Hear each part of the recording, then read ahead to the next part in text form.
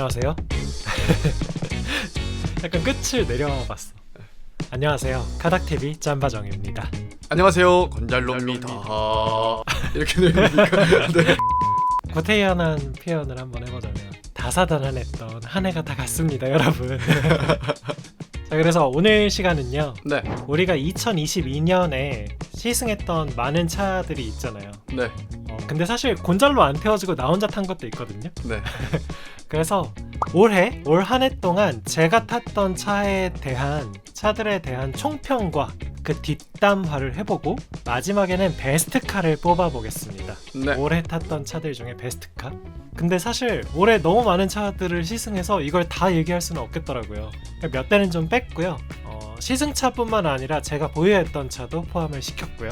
이런 식으로 차종마다 짤막짤막하게 한번 얘기해볼게요. 네. 최근에 탔던 더 뉴 레이가 가장 먼저 떠오르더라고요. 이 차는 캐스퍼보다 상품성이 높다고 생각합니다. 아, 완전 공감합니다. 예. 곤잘로가 특히 좋아하더라고요. 사고 싶었죠. 실내 활용성이 웬만한 중형 SUV를 비웃는다고 보고요. 사골이라고 무시하기에는 하체가 너무 개과천선했었고 엔진 파워는 약하지만 특유의 부드러움이 인상적이었습니다. 네. 그리고 캐스퍼보다 큰 장점이 있었죠. 특히 캐스퍼는 진동이 엄청 심했거든요. 캐스퍼를 정말 많이 타봤는데 사고 싶어가지고. 근데 레이는 그쪽에서 확실히 이점이 있어가지고. 맞아요. 네. 그래서 우리 둘 다 한 대 갖고 싶다 진짜로. 라고 했지만 네. 이걸 막상 사면 어디다 써야 되냐 네. 이런 얘기를 했었던 기억이 나네요. 참고로 레이의 연식 변경 모델은요 2023년 9월에 출시 예정입니다.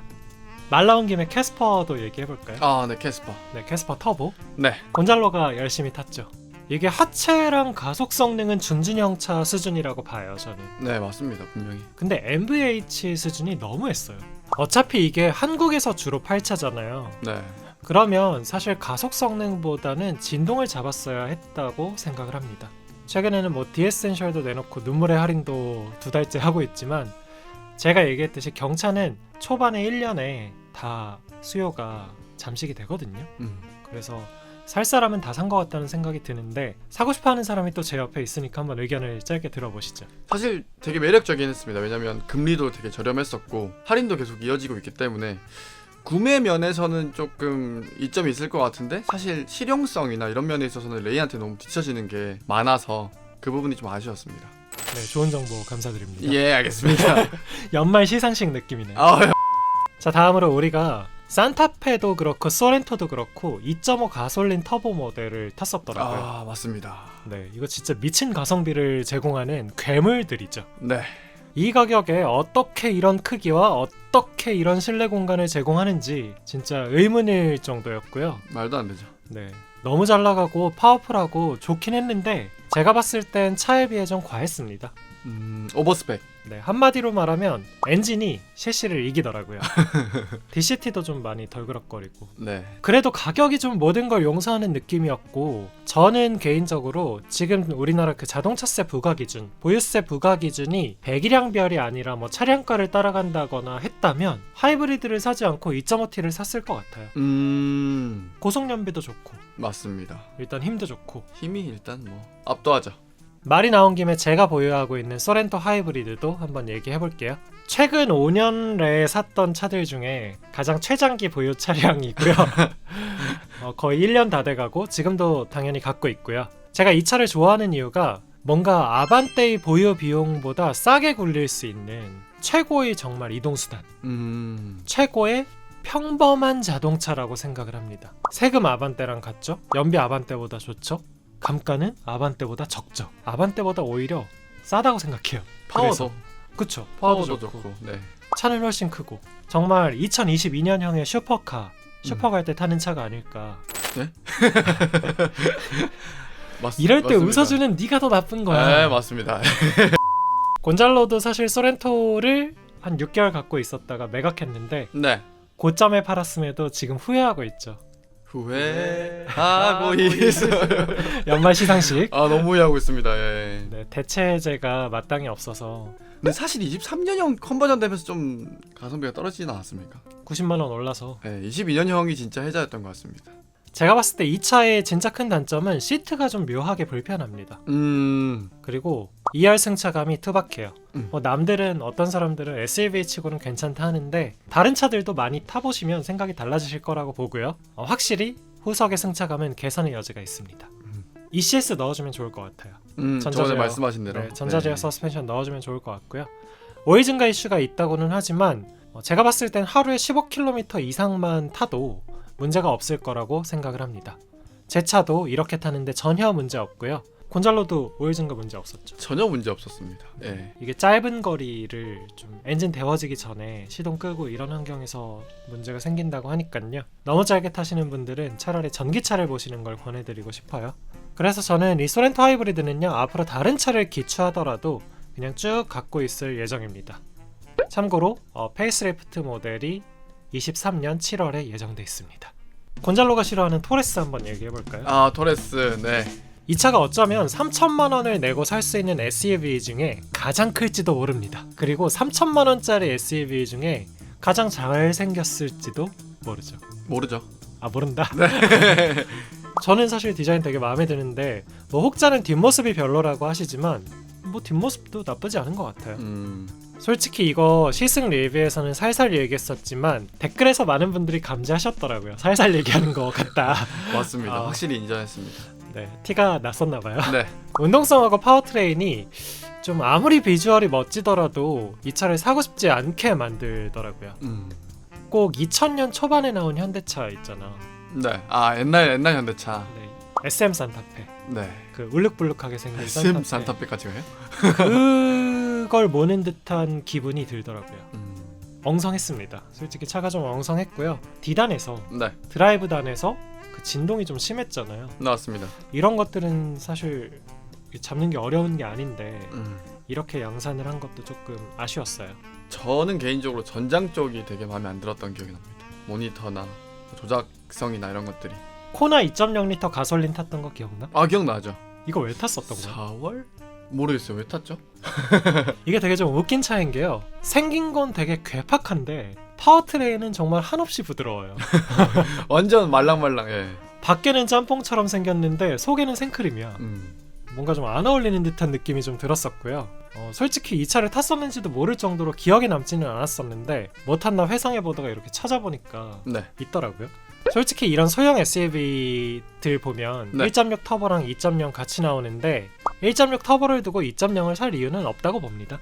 없다고 보지만 거기에 맞물려 있는 DCT가 싫다면 또 한번 볼만한 가치는 있죠. 대안이 될 수 있다. 네. 네. 또 한편으로 신형 셀토스 같은 경우는 8속 AT로 바뀌었기 때문에 네. 여전히 2.0은 살 이유가 없다고 봅니다. 이거 뒷담화기 때문에 얘기해드리는 거예요. 네, 1.6 터보가 낫다고 생각해요. 벤츠 SL400 뜯다 드라이브. 아, 곤잘로 막 소리 지른 거. 맞습니다. 봄이었나요? 겨울이었나? 아니에요. 초봄이어서 좀 추웠죠.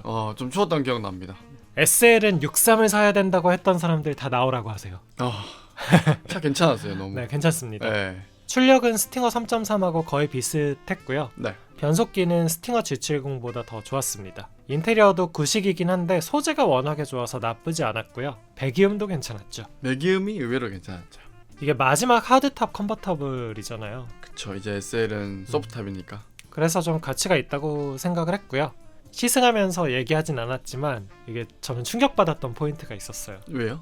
이게 좀 휠베이스가 되게 짧잖아요. 네네. 그리고 차가 셰시가 구식이잖아요. 네. 고속 안정성이 너무 안 좋은 거야. 좀 충격적이었습니다. 그렇게 생긴 차는 아닌데, 그죠? 그거 타고 저희 맥도날드 갔었는데 점심 먹으러. SL 타고 맥도날드에서 밥 먹었습니다. 저희가 SL에 어울리는 사람들이 아니어서 그래요. 세트도 안 시키고 단품으로 시켜서. 자연스럽게 2450 쿠페 한번 볼까요? 네, 제 차였고요.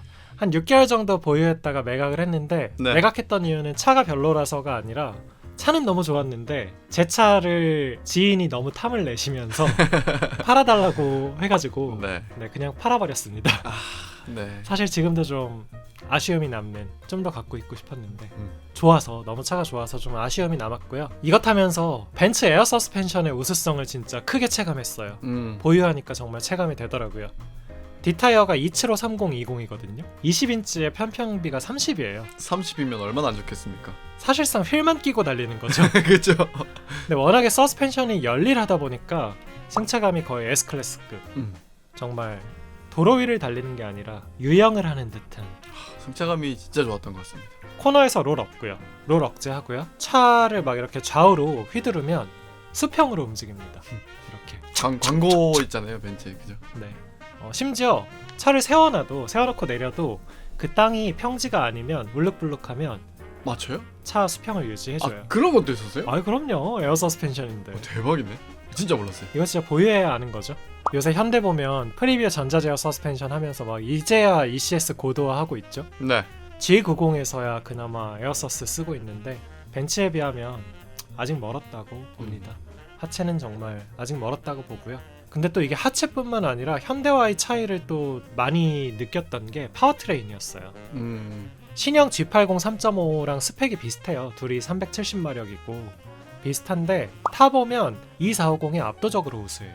G80보다 모든 영역에서 더 빠르고 반응도 좋고 특히 150km/h 시속 150 이상에서 차이가 너무 큽니다. 2450은 150 이상에서 꼭 엔진 출력보다 100마력은 높은 느낌이 나거든요. 네. 한 470마력 느낌이 난다면 G80은 한 50에서 100마력 정도로 어디다가 까먹고 온 느낌이에요. 버리고 온 느낌. 한 300마력 정도 느낌밖에 안 나요. 2450은 200에서 250까지 올릴 때 이거 진짜 최고다. 정말 그런 생각이 들죠. 고속 안정성도 좋고요. 벤츠가 E클래스를 내놓을 때 E300이나 E350을 내놓으면서 이게 우리가 생각하는 E클래스야 라고 얘기하고 싶었던 게 아니라 그건 E450이었던 것 같아요. 그럴 것 같아요. 우리가 생각하는 벤츠의 E는 이거야 라는 느낌이 많이 나죠. 전 아직도 충격적이었던 게 E300을 타셨었잖아요. 그쵸. 사실 똑같은 실내가 두 번이나 똑같았는데 E450이 그 압도하는 뭔가가 있었어요. 그 딱 열었을 때 가죽 냄새라든지 맞아요. 가죽의 적용 범위라든지 나파 가죽에 뭐 그런 것들이 와 진짜 고급스러운 차구나. 인테리어가 압권이었죠. 네. 그 베이지. 맞습니다. 저는 이거 타고 출근하면서 무슨 생각을 했었냐면 네. 내가 살면서 이렇게 고급스러운 인테리어를 또 가질 수 있을까 약간 이런 생각을 했었고 그 수준이죠. 그 수준이고 내가 살고 있는 집은 서민의 집 같은데 자동차는 너무 포시즌스 호텔 같은 거예요. 종로는 그래서 약간 내게 맞지 않는 차다 이런 생각도 하면서 과분하다는 생각을 하면서 탔던 것 같아요. 그 정도로 실내가 고급스러웠죠. 진짜 저 비닐 깔고 앉았던 거 기억나. 시트에 묻을까봐. 야 너는 내 차 한번 이염 시켰었잖아. 그래서 이염시킬까봐 또 이염시킬까봐 얘는 진짜 안 되겠더라고요. 얘는 E450에 비닐을 깔고 앉았죠. 아반떼 하이브리드 한번 얘기해볼까요? 저 기억납니다. 네. 뭐 연비 되게 좋았던 기억나는데 네. 브레이크에 소리 나던 거. 어. 팅팅팅팅. 그래서 댓글도 그렇게 달린다고. 그거 왜 그럴까? 모르겠습니다. 그런 차가 있다고 하더라고요. 저는 아반떼는 그냥 1.6 노말이 나은 것 같아요. 아. 이거 뒷담화니까 얘기하는 겁니다. 그러니까 그 하이브리드는 카파 엔진이고 노말은 감마잖아요. 네. 스마트 스트림. 근데 하브의 카파 엔진이 너무 시끄럽죠. 되게 시끄러웠습니다. DCT도 좀 불안하고 니러들 꽤 퍼지고 있죠 벌써. 네. 곤잘로 얘기한 대로 브레이크 쪽도 문제가 좀 있는데 제 입장에서는 그 제동감이 어색한 게 싫더라고요. 맞아요. 네. 그것도 그랬습니다. 네. 약간 한두 세대 전의 하이브리드 같은 느낌이 나고 구체적으로 회생 제동할 때랑 캘리퍼로 제동할 때 넘어갈 때 그 이질감이 너무 커가지고 멈출 때마다 진짜 짜증나더라고요. 한번 이렇게 후훅 이렇게 넘어가는 느낌이 있어. 네, 맞아. 그게 딱 있습니다. 아반떼는 그냥 1.6 노말을 권해드리고 싶습니다. 1.6 노말도 연비 잘 나오니까요. 사실 비슷하죠 사실. 차값도 싸고. 하이브리드 얘기한 김에 저에게 충격을 줬던 차가 하나 있었어요. SG2 니로. 신형 니로. 제가 짬바구니 할 때 비싸다고 개땅 욕을 했었는데 그쵸. 네, 타보고 놀랐습니다. 구형은 약간 깡통을 타는 것 같더니 신형은 중형차 느낌이 나더라고요. 뭔가 전보다 좀 이름은 똑같지만 급을 올려서 만든 느낌이 났어요. 외모도 개인적으로 굉장히 호입니다. 나는 곤잘로가 그래서 니로 하브 말고 니로 전기차를 샀으면 좋겠어요.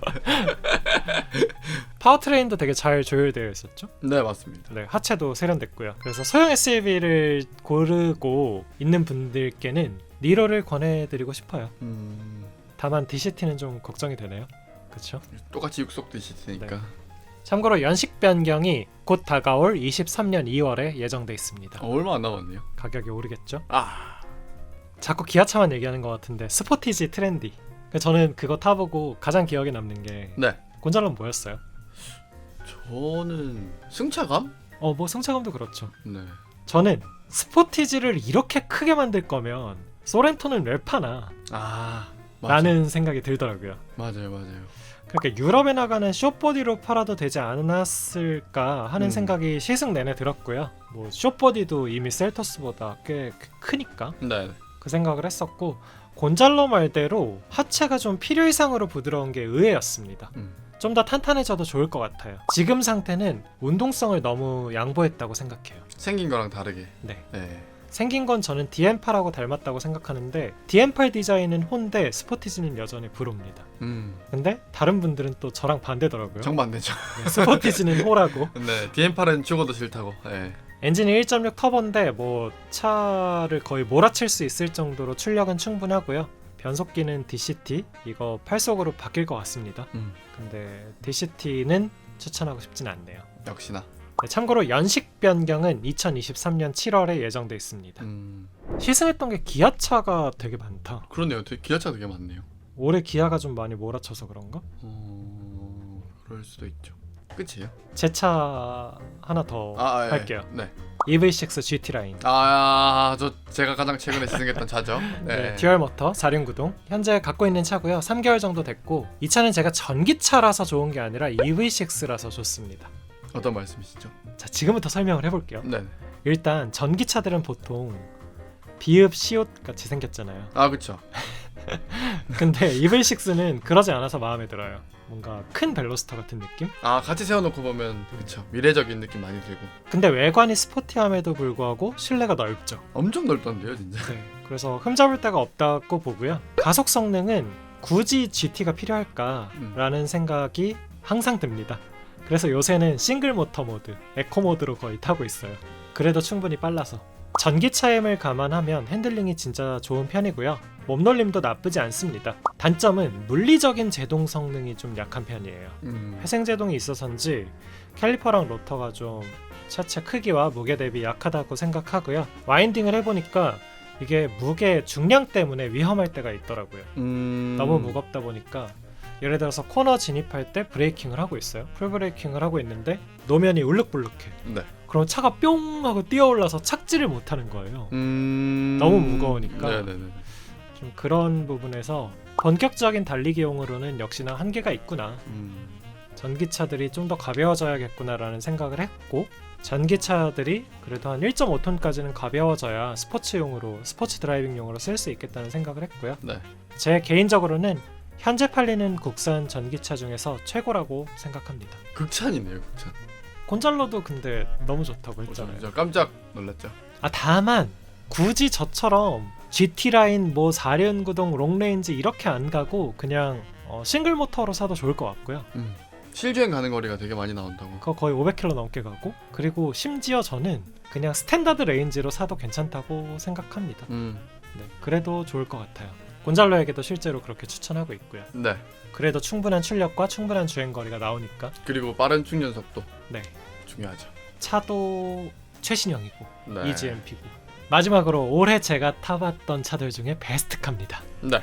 따단, 바로 제가 가장 좋아하는 브랜드 포르쉐. 네, 이제 확실하죠. 포르쉐. 네, 포르쉐 911 카레라 카브리올레. 코드명 992. 992. 와인딩에서 시승했었고요.